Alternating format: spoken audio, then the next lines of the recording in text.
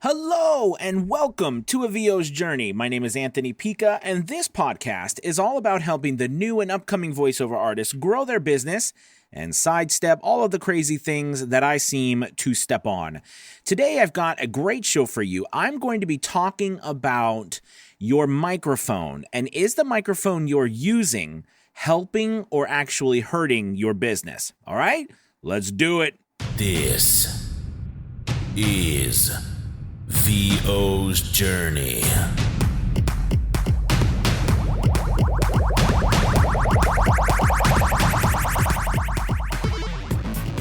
With your host, the incomparable Anthony Pica.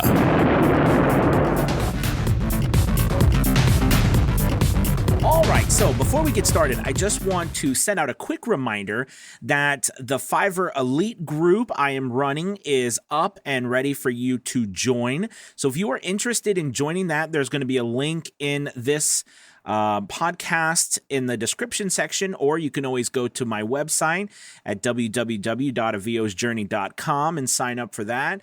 The group is meeting every Saturday, and we are diving in 100% to my Fiverr business, and it is all about me helping you grow your Fiverr business from beginning to end, whether you are just starting out or whether you've been on Fiverr for a couple of years and you're just struggling to get over that hump and make the money you really like to. I'm super excited about this group. It's going to be amazing, okay? All right, so let's dive into the topic today, which is microphones. We all love microphones, right? Microphone junkie myself. I enjoy them. I want to buy all of them. But I was having a conversation with a student the other day, and this student and I have been doing everything we possibly could to get his space up and running so that, he could begin recording and do what he, needs to do to start getting work. And we have been just having a devil of a time. And he actually has the Rode NT1A. And I want to talk about, the issue that we're having with that microphone. And, I actually had that microphone too. It was one of the first microphones I started out with. And I ended up steering away from it because no matter what I did, I couldn't get the right sound. And I began to wonder if it was, in fact, my processing or my knowledge, or if it happened to be just the way my voice and the microphone mixed together. And I'm here to tell you that there are many times when it is actually your voice and the microphone that aren't mixing together like we would want them to.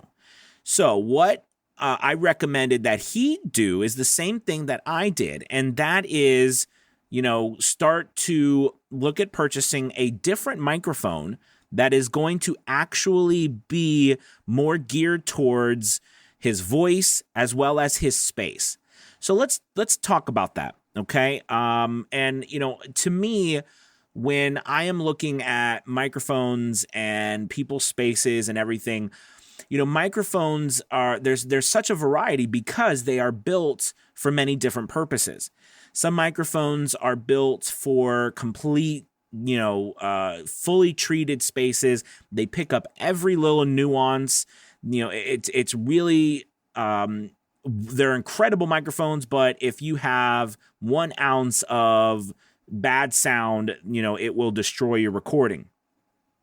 Then there are microphones that are all about not, picking up a lot of sound, and they are about trying to deaden the sound as well as making sure that you have to get up close to them. There's a difference between dynamic microphones and condenser microphones. One takes phantom power, one does not. The reason why, condenser microphones are more sought after, usually in the voiceover industry, is because they pick up a lot more of the frequencies in your voice, and, they're just a lot more sensitive. So you get all those really nice intricacies that you might not get in some dynamic microphones. But dynamic microphones are really great, especially for newbies, because when you are just starting out, you don't have the luxury most of the time, at least I didn't, of a just incredibly treated space that you could use a $13 microphone and it sound amazing.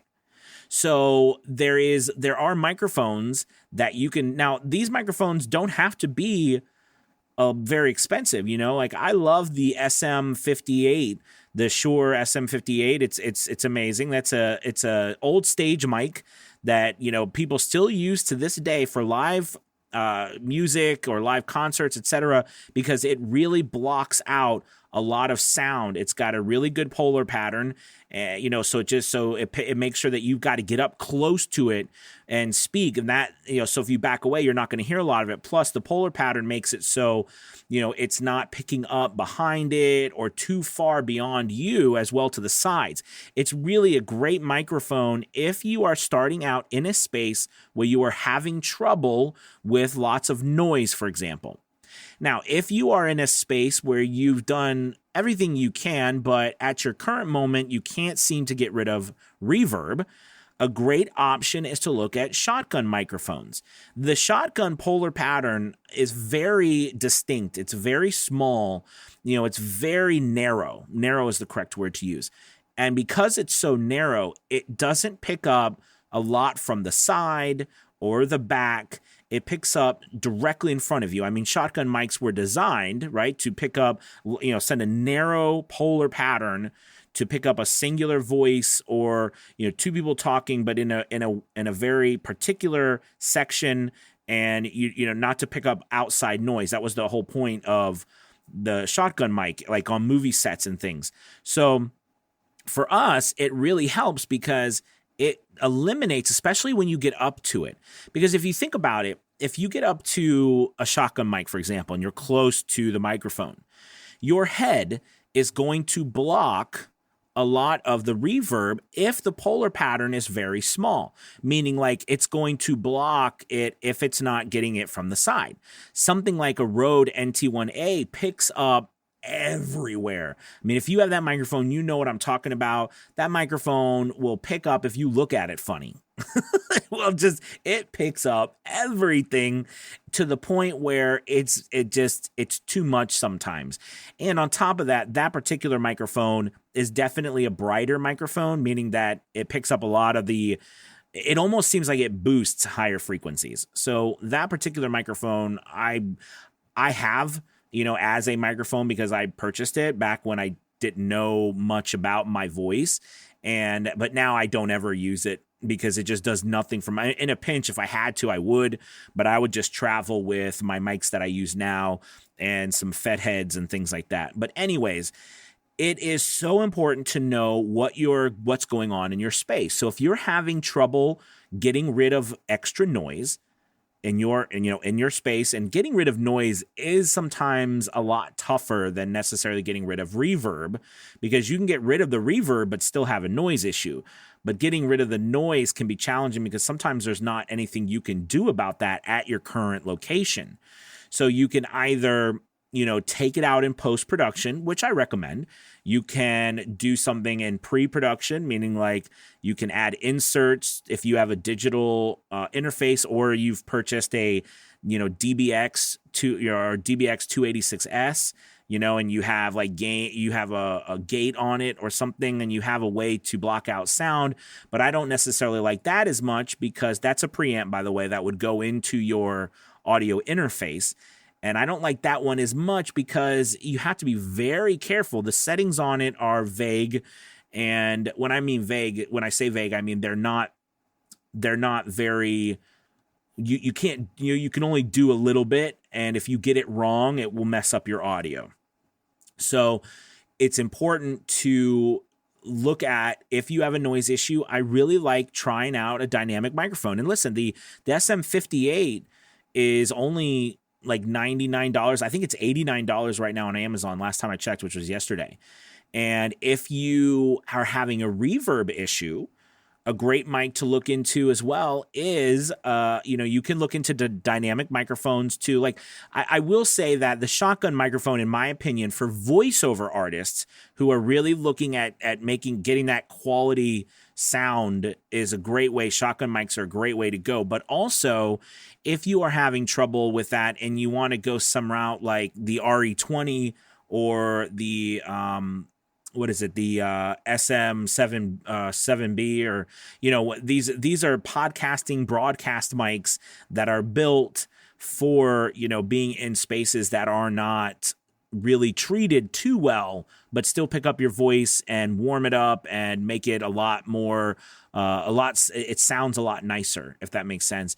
So those are some things to try. Now, the shotgun mic, you can get some really decent shotgun mics for a couple $100. There was a recent video done by the Booth Junkie about, I believe it's called Synco, Synco, and this mic is the Synco D2, and it's like a couple $100 mic, and he put it toe to toe with 416, the Sennheiser, which is what I have. And, there wasn't really any noticeable difference, which is a huge deal, right? Because the Sennheiser is $1,000. And this Synco mic, the D2, is only like, $280 or something like that. I can't remember what the price is, but it's somewhere around there. So, I mean, we're talking a huge difference, one that's affordable and one that, definitely burns a hole in your pocket. So it's worth a shot. But again, the reason why I like the shotgun mics is because you can get up to them and you can eliminate a lot of reverb. You still need treatment, but you can do a lot to eliminate the reverb with a shotgun microphone, where it doesn't matter how close you get up to the a large diaphragm condenser microphone with a super cardioid pattern, or even just a regular cardioid pattern. If you do not, because it's picking up from all sides, like it's not picking up from the back, but it's picking up from the sides. Do you see what I'm saying? So you can't eliminate that. Whereas you're not going to get that problem with a shotgun microphone as much. So anyways, I wanted to talk to you about that today, because if you are having those issues, and you've done everything you can, you've tried to treat your space ad nauseum, you've tried to work on the extra noise that you can't seem to get rid of. See, something that I realized when I was doing voiceover a while ago when I first started was that my preamp, I was getting noise through my system and my preamp that was not from my house or not from like where I was, and I couldn't get rid of it because it was like built-in noise. Do you see what I'm saying? And so in order to get rid of that noise, I had to get new equipment because it was so annoying. I couldn't do anything. I was so angry and I couldn't figure it out. And it was just really bothering. And then I thought I couldn't do stuff because my audio wasn't working right. I needed to fix this audio, but I couldn't fix the audio because I didn't have the money to do it. So I'm just stuck.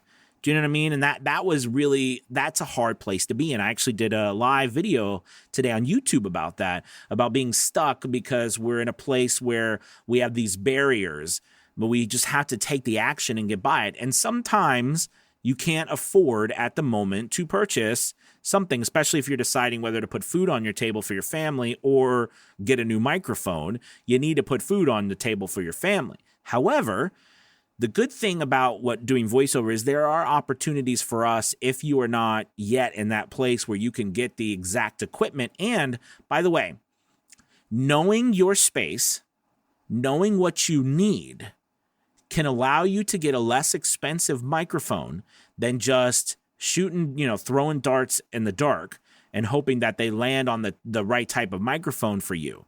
Because if you know what type of microphone, like if you know, like what I said, if you have too much noise going on in your space, or you have too much reverb, or you have both, or you have more than one than the other, or both is too really bad or something, then, this can tell you what type of microphone to get, the style, the polar patterns, and then that will allow you then to search for microphones that aren't as expensive, when you're starting out.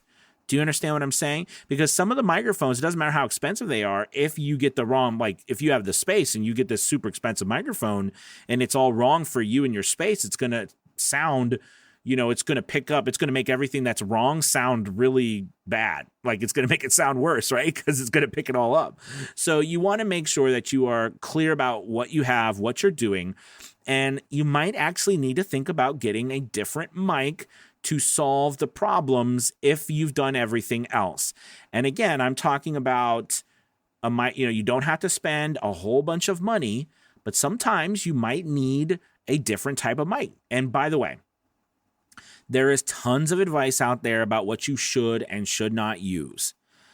I have never listened to that. I've made the decisions on my own. Now, does that mean we don't pay attention and try to take tips from other people? Of course we do.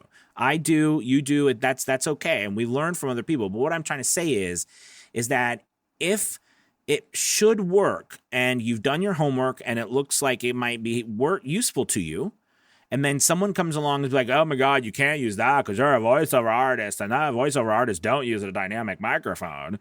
Don't listen to them. Do not listen to them whatsoever.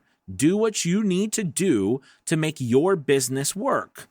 And then when somebody asks, man, how are you doing that? You'd be like, I'm doing this. They'll be like, oh my gosh, that's amazing. I didn't think you could do that. You'd be like, yeah, I thought the same thing, but I followed my gut and I'm really happy I did. That's exactly how I run my business. That's how you should run your business. Okay? You should run your business in the end by taking information that you gather from other people who probably have a little bit more knowledge than you, but in the end, you have to make the decision for your business. Okay? Because unless someone is going to, I always say this, unless someone's going to write a check and send it to you every month to help you put food on the table, then what stake in the game do they have in your life? Now, if you're paying someone, that's a little different, right? Because they do have a valuable stake in what you're doing. But free advice, you've got to make sure that you listen to it, but then make your own decision. Just like this podcast. I've given you some information. I think it's pretty good information, but you have to follow your gut and make your own decision. By the way, on a side note, if you order from Amazon, I'm not saying do this a lot, but Amazon has some really good return policies. You might check out a mic, make sure it has a return policy, and if it doesn't work out for you, send it back. You're not out any money. You got an opportunity to check out the mic to see if it works. Now, whatever you do, don't use this as a way to just try a whole bunch of mics because Amazon will catch on. But I'm just saying, if worst case scenario, it's not working for you, you can send it back. I send stuff back to Amazon if it doesn't work. And it's a very nice service. So it's just something to think about. All right, you guys, thank you so much for listening. I really appreciate it. Again, make sure you check out my Fiverr Elite course, my Fiverr Elite group. We're meeting every Saturday. There's unlimited replays if you can't meet with us Saturday mornings at 10 a.m. Eastern. But if you can't meet, of course, on a day or so, that there are unlimited replays. However, it's going to be wonderful to be there because there's going to be interactions in the group. I'm going to review people's accounts, show you my account. You'll be able to ask me questions about Fiverr, all kinds of things like that. I'll, again, have the link below in the description, or you can sign up on www.aviosjourney.com. All right, you guys, have a wonderful, wonderful Thursday. I will talk to you later. Peace.